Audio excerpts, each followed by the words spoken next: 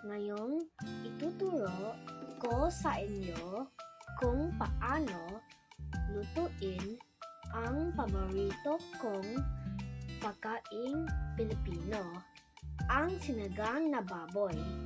Una, ihanda ang mga sangkap: baboy, sibuyas, labanos, sinigang mix, at tubig.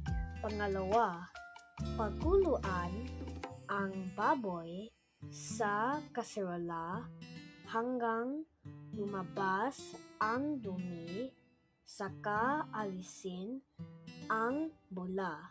Pangatlo, idagdag ang sibuyas at pakuluan muli hanggang lumambot ang karne.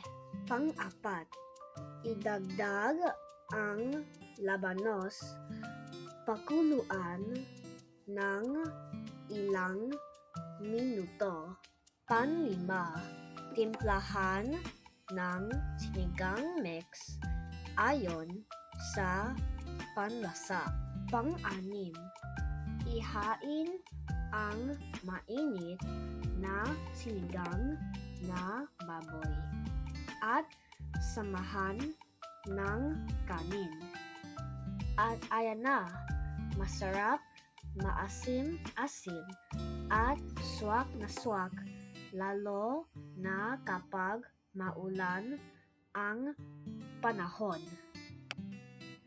Kung kayo ay nasiyahan sa aking vlog, paki-like and follow for more pagkaing Filipino recipes.